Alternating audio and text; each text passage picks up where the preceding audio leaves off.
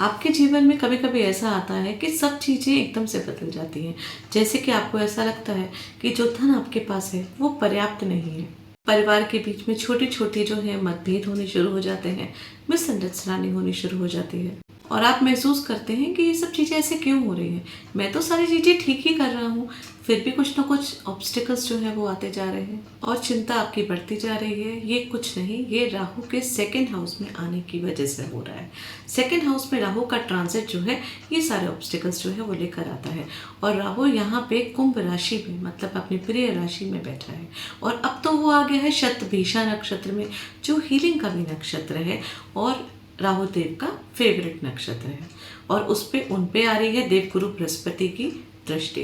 तो यहाँ पे जो भी प्रॉब्लम्स आपके साथ हो रही थी, जो इश्यूज हो रहे थे, जो मिसअंडरस्टैंडिंग हो रही थी, जो फाइनेंशियल इश्यूज हो रहे थे, वो सब देवगुरु बृहस्पति की जो दृष्टि है उसको पढ़ने से चीज़ें जो हैं वो संभलेंगी।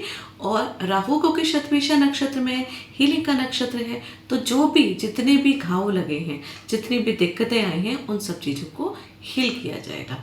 आपको खुद को महसूस होगा कि अब चीज़ें जो हैं वो सुधर रही हैं।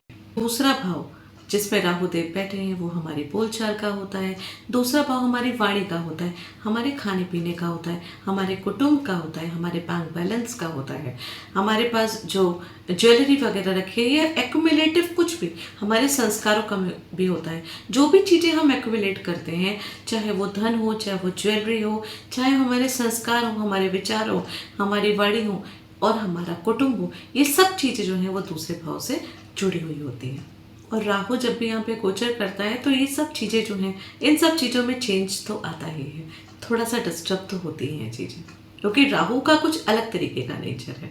राहु जो है वो हर चीज़ जो है वो थोड़ा सा एक्सटेंड में करता है, उसकी इंटेंसिटी जो है काफ़ी हाई रहती है। यहाँ पे ना जब सेकेंड हाउस में राहु आया है और क्योंकि अब शतभिषा नक्षत्र में है और गुरु की दृष्टि भी पड़ रही है, तो पैसे कमाने के नए नए आइडियाज़ भी आएंगे, या कोई ना कोई आपको नए नए आइडियाज़ देगा कि आप यहाँ पे पैसे इन्वेस्ट कर दीजिए, यहाँ पैसे डबल हो जाएंगे या ट्रिपल हो जाएंगे, आप इस पैसे को यहाँ पे लगा दीजिए, ये पर्टिकुलर प्रॉपर्टी खरीद लीजिए, ये प्रॉपर्टी 4 साल में डबल हो जाएगी। मतलब इस तरीके के आपके पास आइडियाज़ आने शुरू हो जाएंगे और आपके मन में एक काइंड ऑफ ऐसा भी सिचुएशन आएगी कि आपको खुद को फील होगा कि पैसे तो मेरे पास काफ़ी कम है और मेरी तो बेटर है कि मैं ऐसे पैसों को, इस तरीके से पैसों को डबल या ट्रिपल करने में इन्वेस्ट करूं। लेकिन यहाँ पे आपको संयम रखना है। देवगुरु बृहस्पति की जो दृष्टि पड़ रही है वो यहाँ पे आपको कंट्रोल करेंगे, उन सब चीज़ों में आपसे वो सब चीज़ें नहीं करवाएंगे, बट राहु की इंटेंसिटी भी काफ़ी हाई रहेगी। तो यहाँ पे आपको अपने आप ही चीज़ों पे कंट्रोल करने की रिक्वायरमेंट है, क्योंकि कुटुंब का भी हाउस है और शतभिषा नक्षत्र में राहु देव आएगा। तो शतभिषा नक्षत्र मिस्ट्री का भी नक्षत्र होता है, शतभिषा नक्षत्र हीलिंग का भी नक्षत्र होता है। तो देखिएगा इस सिचुएशन में, इस टाइम पीरियड में 24 नवंबर से 2 अगस्त के बीच में आपके परिवार की कोई सीक्रेट आपको पता चलेगा, कोई ऐसी चीज़ जो आपसे छुपा के रखी हुई थी और वो आपको पता चलेगा। ये भी हो सकता है कि उस चीज़ में आर्ग्यूमेंट हो कुछ, और आप है ना, कुछ भी होगा, जैसे भी आपको उसको चीज़ जो पता चलेंगी वो एक्चुअली पता ही इसलिए चल रही है कि अब वो चीज़ें हील होने का प्रोसेस स्टार्ट हो गया है। मतलब कि जो भी शायद आपके घर वाले आपसे कुछ छुपा के कहीं पे कुछ इन्वेस्ट करा हो उन्होंने और वहाँ पे उनको नुकसान हो गया हो और वो आपसे डर रहे हो आपसे शेयर करने में, ये सिचुएशन भी आ सकती है। या आपके परिवार में किसी का कोई ऐसा सीक्रेट जो कि आपसे छुपा हुआ हो वो सामने आ सकता है। अब उसमें कुछ भी हो सकता है, या कोई आपका बच्चा जो है वो शादी करना चाहता है लेकिन आपसे छुपाया हुआ है तो वो पता चलेगा। तो पहले तो थोड़ा सा आर्ग्यूमेंट होगा उस चीज़ में, लेकिन फिर हीलिंग प्रोसेस स्टार्ट होगा, मतलब कि वहाँ पे आप चीज़ों को संभालेंगे। ऐसे ही अगर कहीं पे कुछ नुकसान हुआ है तो फिर आप वहाँ पे चीज़ों को संभालेंगे। तो ओवरऑल यहाँ पे बहुत सारे ऐसे सीक्रेट चीज़ें आपके परिवार की किसी भी तरीके की आपको पता चल सकती हैं और फिर उसके बाद प्रोसेस होगा उन सब चीज़ों को ठीक करने का। और देवगुरु बृहस्पति की जब दृष्टि यहाँ पे पड़ेगी, राहु शतभिषा नक्षत्र में आएंगे, तो यहाँ पे ना देखिएगा आपकी बातें, क्योंकि राहु जब सेकंड हाउस में आता है ना तो कई बार होता है कि हम बोलते हैं कुछ और हमारे बोलने से कई बार हम ऐसा गलत बोल देते हैं या हम किसी को गलत प्रॉमिस कर देते हैं जो हम पूरा नहीं कर पाते हैं, या फिर हम गलत भी बोलते हैं, मतलब गुस्से में बहुत कुछ उल्टा सीधा भी बोल देते हैं। यहाँ पे व्यक्ति आउटस्पोकन हो जाता है, लेकिन अब आप देखिएगा आपकी बातें में, आपकी वाणी पे ना एक ठहराव आएगा, आपकी वाणी में एक दबदबा आएगा, एक स्मार्टनेस आएगी और आपकी मतलब शुभता आएगी। एक तरीके से आप कह सकते हैं कि जो भी, या ये भी हो सकता है कि जो भी आपके बोलने से, चाहे वो कुटुंब हो, चाहे वो दोस्त हो, या कोई प्रोफेशन वाली जगह हो जहाँ पे आपके शायद कुछ बोलने से नेगेटिविटी फैली हो, वहाँ पे वो चीज़ें जो है वो हील होनी शुरू हो जाएंगी, वहाँ पे चीज़ें सॉल्व होनी शुरू हो जाएंगी, क्योंकि अब आपकी वाणी में उस तरीके का प्रभाव जो है वो ज़रूर आएगा जब शतभिषा नक्षत्र में राहु देव आएंगे और देवगुरु बृहस्पति की दृष्टि यहाँ पर पड़ेगी। और आप ये भी देखिएगा, जैसे मैंने बोला कि शतभिषा नक्षत्र एक हीलिंग का नक्षत्र है और इसके जो देती हैं वो वरुण देवता हैं जो कि जल तत्व से जुड़े हुए हैं। आप देखिएगा यहाँ है ना, आपके खान पान में आप थोड़ा सा चीज़ों को जो है वो सेट करना शुरू कर देंगे। मतलब आपको लगेगा कि आप पौष्टिक चीज़ें खाएं, तो आप देखिएगा या तो आप डिटॉक्स वाटर बना के रख लेंगे आप, या आप कुछ हर्बल वाटर वगैरह पीना शुरू कर देंगे। कुछ भी चीज़, कोई भी लिक्विड से रिलेटेड चीज़ें होंगी, वो चीज़ें जो कि आपकी हेल्थ के लिए अच्छी होंगी, आप अपने आप प्लानिंग करेंगे वो चीज़ें बनाने का, उसको पीने का, या अपनी लाइफ में उसको रेगुलर लेकर आने का। ये डेफिनेटली यहाँ पे होगा ही होगा। राहु यहाँ पे ना पॉजिटिव चीज़ें भी लाता है, नेगेटिव चीज़ें भी लाता है। तो नेगेटिव चीज़ें जो हैं वो तो जैसे कि राहु बोलने में आउटस्पोकन हो जाता है, लेकिन जैसे मैंने आपको बताया कि देवगुरु बृहस्पति की यहाँ पे दृष्टि पड़ेगी तो आपकी वाणी में प्रभाव आएगा। राहु यहाँ बैठा होता है तो हम कुछ भी अनाप शनाप खाते हैं जिसका इफेक्ट सीधे हमारे अष्टम भाव में पड़ता है, क्योंकि हमारी हेल्थ में दिक्कत होती है। लेकिन यहाँ पे जैसे ही शतभिषा नक्षत्र में राहु आएंगे और गुरु की दृष्टि यहाँ पे पड़ेगी तो आपके मन में वो विचार आएगा कि अब आप कुछ ऐसी चीज़ें खाना पीना शुरू करें, स्पेशली पीना शुरू करें। मतलब आप लिक्विड में वो करेंगे जो कि आपके हेल्थ के लिए अच्छा रहेगा। और लेकिन उसके साथ साथ नेगेटिव चीज़ भी है, जैसे कि धन कमाने का एक काइंड ऑफ अ ग्रीड जो है वो राहु ज़रूर लेकर आता है यहाँ पे। और ऐसा लगता है हमको जल्दी से धन कमाने का मन होता है। हमें लगता है हम कुछ भी कर रहे हैं तो उसे हम जल्दी से करें। अगर हमने कोई काम स्टार्ट किया है तो इमीडिएटली मुझे जो है वो पैसा आना शुरू हो जाए यहाँ पे, और उसकी वजह से वो कहीं ना कहीं हम कुछ गलत स्टेप ले लेते हैं जिसका जो हर्जाना है वो हमको भुगतना पड़ता है। तो उसमें आपको संयम रखना है। अगर मान लीजिए आप कोई काम भी स्टार्ट कर रहे हैं, कहीं पे इन्वेस्टमेंट भी कर रहे हैं, या आप किचन वगैरह भी स्टार्ट कर रहे हैं, क्योंकि राहु यहाँ पे सेकेंड हाउस में आए तो आप ये भी चीज़ करने का सोच सकते हैं कि आप कोई रेस्टोरेंट, कोई क्लाउड किचन, या कुछ भी खाने पीने से रिलेटेड आप करने की सोच सकते हैं, या मेडिसिन वगैरह के बारे में भी आप सोच सकते हैं कि आप करें।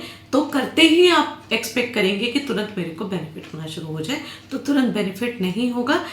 जब तक राहु यहाँ पे है तब तक आपको अपने ऊपर उस चीज़ का ध्यान रखना पड़ेगा, क्योंकि राहु जो है वो आपके मन में वो पैदा करेगा चीज़ें कि कुछ भी ऐसा करो कि शॉर्ट टर्म ऐसा काम करो, ऐसी प्लानिंग करो जिससे फटाफट जो है वो पैसा आ जाए और हमारा जो है वो फ़ायदा हो जाए। और वहीं पे जहाँ आपने वो चीज़ सोची और उस राहु देव की वो चीज़ मान ली, वहीं पे आपको नुकसान होना शुरू हो जाएगा। तो बस यही एक इम्पॉर्टेंट चीज़ है कि उस पर आप संयम रखेंगे, अपनी वाणी को कंट्रोल करके रखेंगे, तो ये राहु की जो सेकेंड हाउस में राहु आया हुआ है, जो पॉजिटिव चीज़ आपको देना चाहता है वो पॉजिटिव चीज़ मिलेगी और उसका नेगेटिव इम्पैक्ट आपको नहीं मिलेगा। और इसी चीज़ के साथ मैं बोलूँगी कि ये जो टाइम पीरियड है 23 नवंबर से 2 अगस्त तक, इस बीच में ना राहु जब शतभिषा नक्षत्र में होंगे, क्योंकि शतभिषा इनका खुद का नक्षत्र है, इसी बीच इनके डिपॉजिटर सैटर्न आपके 3rd हाउस में बैठे हुए हैं। तो 3rd हाउस में वो भी उत्तर भाद्रपदा नक्षत्र में आ जाएंगे, और जुपिटर की दृष्टि जो कि राहु पे पड़ रही है वो भी अपने ही नक्षत्र में, मतलब पुनर्वासु नक्षत्र में है। और इस बीच है ना केतु जो कि राहु के ऑपोजिट बैठते हैं, वो भी मघा नक्षत्र में आ जाएंगे। मतलब बीच में एक ऐसा टाइम पीरियड आएगा कि सारे प्लैनेट जो है ना अपनी प्योरिटी से जो है वो रिजल्ट कुंडली में देंगे। बाकी डिपेंड करता है कि आपकी कुंडली के प्लैनेटरी पोजीशंस क्या हैं, उसका इफेक्ट जो है फिर उसके अकॉर्डिंग आपको मिलेगा। लेकिन फिर भी इस बीच में जैसे मैंने सारी राशि और सारी असेंडेंट के लिए बोला है, ऐसे ही आपको भी बोलती हूँ। 2 चीज़ें हैं, ये ज़रूर करा लीजिए पूरे घर में अपने सब परिवार बैठ के। एक तो दुर्गा सप्तशी का पाठ करा लीजिए, और दुर्गा सप्तशी का पाठ करने के बाद जो छोटी कन्याएं होती हैं उनको स्वीट्स, उनको कुछ भी गिफ्ट्स डिस्ट्रीब्यूट या हलवा बना के उनको ज़रूर खिलाइए। ये बहुत अच्छा है, इससे राहु जो है काफ़ी कंट्रोल रहता है। और इसके साथ दूसरी चीज़ जो है, एक सत्यनारायण की कथा जो है वो सब परिवार के साथ बैठ के घर में करा लीजिए और प्रसाद जो है वो ज़रूर डिस्ट्रीब्यूट करिए। ये दोनों ही चीज़ें जो है वो बहुत ज़्यादा बेनिफिट करेंगे। और जब भी कराएंगे तो कमेंट सेक्शन में मुझे ज़रूर बताइएगा कि आपने ये कथा करा ली। और उसके साथ राहु का जो बीज मंत्र है, ओम भ्राम भ्रीम ब्रोम सह राहवे नमः, इस मंत्र का जाप जो है वो मैंने एक वीडियो बनाई है इस मंत्र की भी, आप चाहें तो वहां से उसको सुन सकते हैं। एक वीडियो 108 टाइम्स की बनाई हुई है, जो कि हार्डली 8 मिनट में 108 बार जो है आप राहु का मंत्र सुन सकते हैं। लेकिन आपको रिक्वायरमेंट है थोड़ा ज़्यादा सुनने की, तो आप दूसरी वाली वीडियो है जिसमें 1 घंटा 36 मिनट्स की जो टोटल कैलकुलेशन है, जिसमें 11 टाइम्स 108 जो है वो कैलकुलेशन है। और बाकी उसमें डिस्क्रिप्शन में पूरी कैलकुलेशन लिखी है कि आपको कितना बार करना है, एटलीस्ट 18,000 टाइम। मैं आपको यही बोलूँगी कि इस 3 महीने में कुछ आप ऐसे कैलकुलेशन करें कि 1-1.5 घंटा जो है वो अपने लिए निकालिए और राहु का बीज मंत्र पढ़िए। इससे आपको बहुत ज़्यादा बेनिफिट होगा। और उसके साथ राहु जो है शतभिषा नक्षत्र में है। शतभिषा नक्षत्र के डेटी वरुण देवता हैं, जो कि जल के देवता हैं। तो एक बॉटल में थोड़ा सा गंगा जल और साथ में गौमूत्र, इसको और थोड़ा सा जल या थोड़ा सा इत्र साथ में डाल दीजिए। इसको मिक्स करिए, एक स्प्रे बॉटल बनाइए और उसको जो है सुबह शाम छिड़कना शुरू करिए पूरे घर में। आप देखिएगा कि कितनी जल्दी जो है वो नेगेटिविटी, जो भी प्रॉब्लम्स अगर आपकी लाइफ में आ रही है वो सारी खत्म हो जाएंगी। और साथ में एक और चीज़ है, एक और रेमेडी जो मैं आपको ज़रूर बताऊंगी। आपको क्या करना है, राहु जो है वो कदम के पेड़ से जुड़ा हुआ है, शतभिषा नक्षत्र, इसलिए कदम के पेड़ की टहनी को रेड कलर के कपड़े से या मोली से बांध के अपने वर्क प्लेस में रख लीजिए, तो उससे भी आपको काफ़ी बेनिफिट होगा। या फिर आप है ना उसका प्रिंट आउट निकाल सकते हैं, उसको निकाल के अपने पास रख लीजिए। और साथ में ये और चेक कर लीजिएगा कि आपकी कुंडली में अगर राहु या राहु की दशा या अंतर दशा चल रही है, ये शनि की दशा चल रही है, ये जुपिटर की चल रही है, क्योंकि ये तीनों प्लैनेट्स एक दूसरे से कनेक्टेड हैं, तो राहु का ये वाला जो गोचर है इसका नेगेटिव इफेक्ट ज़्यादा पड़ेगा। इसलिए इस मंत्र को, जो राहु का मंत्र है, उसको रेगुलर आपको करना ज़रूरी है। और अगर नहीं है ऐसा कोई दशा वगैरह, तो आपको इसका जो असर है वो थोड़ा सा कम पड़ेगा। ओवरऑल यही है कि राहु का गोचर जब दूसरे भाव में आता है तो कुटुंब में, हमारे बोलचाल में, हमारे तरीके में, हमारे खाने पीने के तरीके में, हमारे स्लीपिंग जो पैटर्न है उसमें, इन सब चीज़ों में काफ़ी चेंज आता है, पॉजिटिव भी और नेगेटिव भी। देखिए राहु जो है ना वो एक छाया ग्रह है, उसकी कोई बॉडी नहीं है। और जब देवगुरु बृहस्पति की नज़र राहु पे पड़ेगी तो ज्ञान और विजडम की एक तरीके की बॉडी मिल जाएगी राहु को। तो यहाँ पे राहु जो है वो आपको ज्ञान भी देगा, आपको समझदारी भी देगा कि कैसे कहाँ पे इन्वेस्टमेंट करके आप बेनिफिट ले सकते हैं, किस तरीके की बातें करके आप लोगों को प्रभाव कर सकते हैं, कौन सा खाना खा के आप अपनी सेहत को ठीक कर सकते हैं, या किस तरीके की बातें करके आप अपने कुटुंब को संभाल सकते हैं। तो राहु यहाँ पे आपको बहुत समझदारी भी देगा, लेकिन साथ में अपनी उसकी नेगेटिव चीज़ें भी हैं। अगर आप उस नेगेटिव चीज़ को समझ लें कि क्या क्या चीज़ें हो सकती हैं और उस पर संयम और नियंत्रण रख लें, तो ये वाला गोचर आपके लिए भी बहुत बेनिफिट करेगा।